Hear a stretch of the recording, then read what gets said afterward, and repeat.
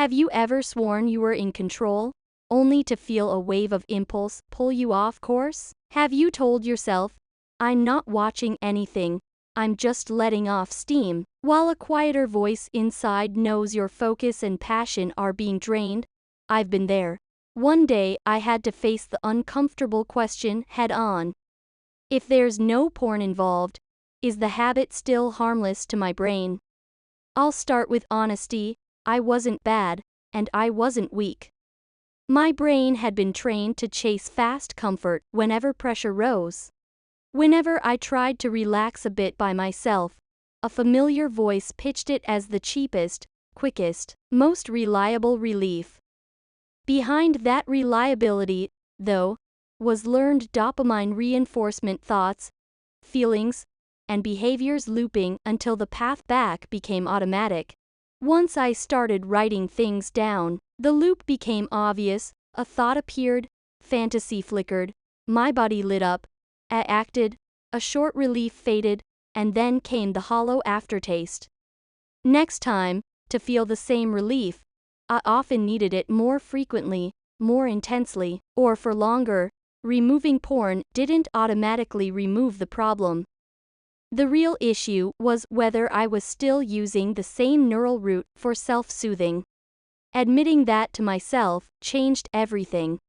The question wasn't screen or no screen, it was what role does this play in my emotional regulation?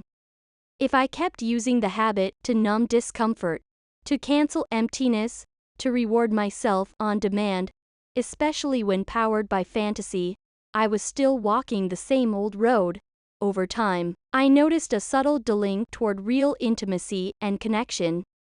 My brain was being schooled to believe, I can get all the reward alone. It felt convenient, but it was empty. I tried self-justifications. No porn, so it's healthy. Right, the more honest I was, the more I saw the disguise. I still built rituals, carved out time, hunted triggers, pursued intensity. Bad day, I wanted it more.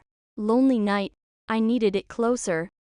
The core issue wasn't raw frequency. It was function. It had become my all-purpose painkiller, my fastest exit from reality. So I gave myself a candid checkup with simple questions. Do I find my thoughts drifting there on autopilot? Have time of day and place turned into cues? Do stress, sadness, insomnia, or isolation spike the urge? Do I feel short relief, followed by irritability or regret? Is staying present with a partner getting harder? Do last time promises quietly reset? On paper, the pattern was undeniable. As long as the habit ran my emotional regulation, it was still injuring my brain's balance.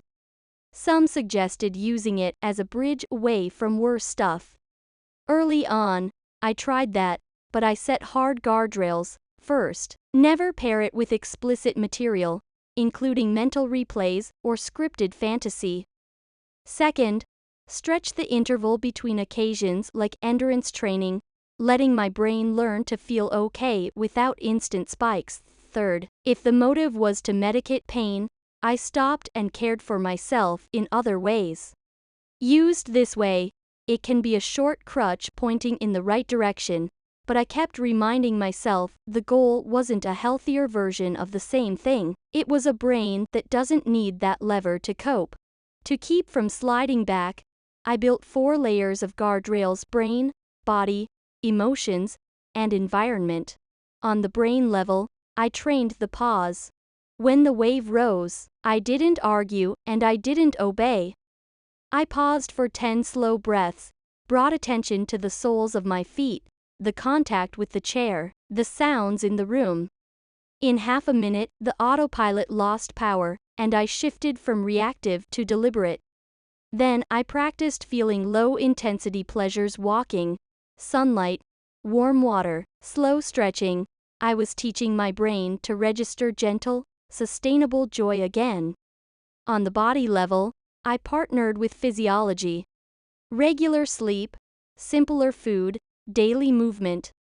I used to roll my eyes at that advice, until I saw how a steady, nervous system blunts the edges of agitation and softens the spikes of craving.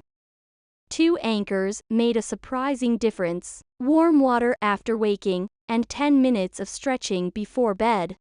Twice a day I told my body, we're on the same team. On the emotional level, I rewrote pain escape.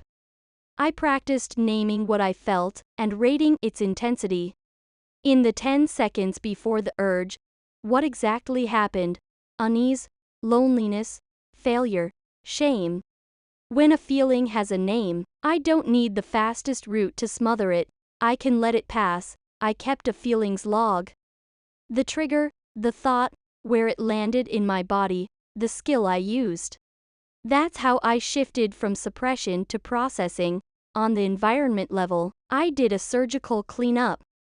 I listed my hotspots, accounts, places, times, boredom pockets. What I could avoid, I avoided. For what I had to face, I built fences, devices only in certain rooms, scheduled shut-offs at night, a simpler device in high-risk contexts. Not to show I'm tough, only to buy myself time to truly recover. I also built replacement loops. When the urge rose, I didn't negotiate, I moved. 10 minutes brisk walking to drain tension. 3 minutes of cold water on my face or a quick shower to reset my nervous system. 5 minutes of still breathing so thoughts could drift through like clouds. These were not white-knuckle tricks. They gave the energy somewhere else to flow. Immediately after, I did a value action: clear my desk, read 10 pages, or talk with a loved one. That rerouted reward from solo spike back into real-life investment, and my brain started tagging reality as rewarding again. I learned to treat fantasy as a tripwire.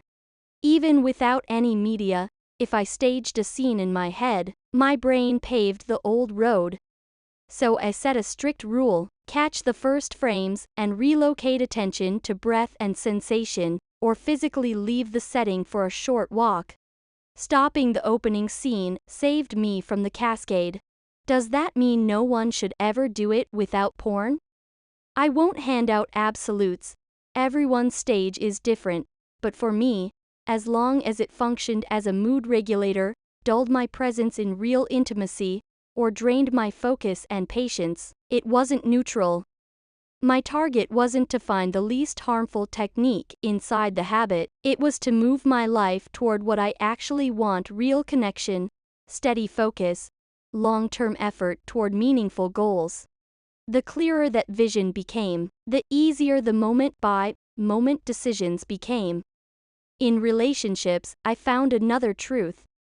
If my strongest rewards came from solitary spikes, my expectations for intimacy quietly warped.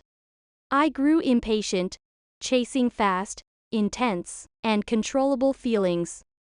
The nourishment I actually needed: slow, mutual, communicative connection, couldn't grow in that climate. Dismantling my intensity good template let me feel seen and held, and it made me steadier and gentler with a partner. I listened more, spoke more honestly, adjusted pace together. Life didn't go cold, it became deeper than any solitary high.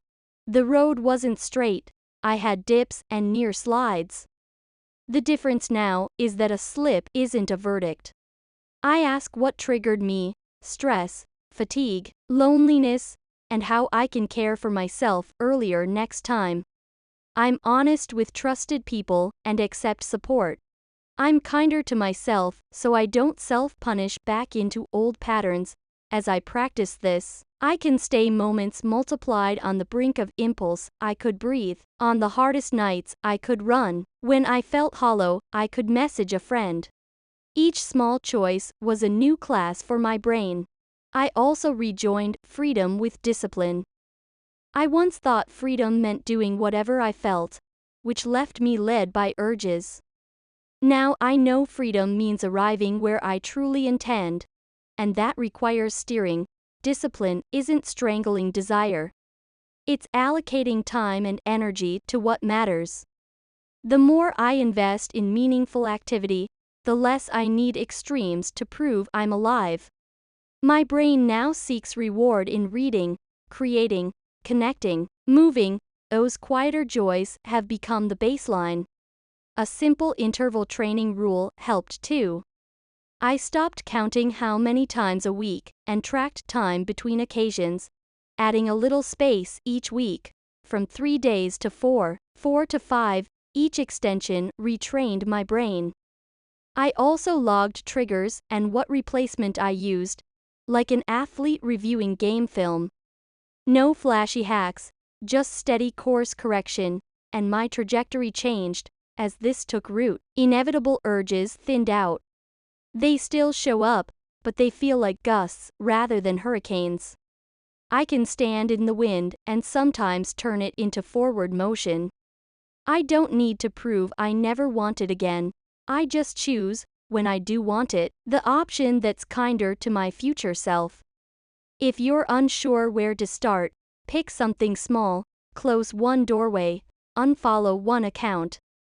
Park your device in another room, set a shut-off time, walk for 10 minutes, tell a friend, I'm having a hard week, or write down a goal you truly want. We're not chasing the thrill of beating an urge, we're practicing the steadiness of living inside our real desires. As your attention, time, and heart return to the real world, the ropes that once bound you loosen, fiber by fiber. I'm still on the road. I still have fluctuations, and every stable day is earned, but I've tasted clarity, feet on the ground, fully alive, without extreme sparks. I'm sharing this not to prescribe, but to be a signpost on a night you might be close to giving up.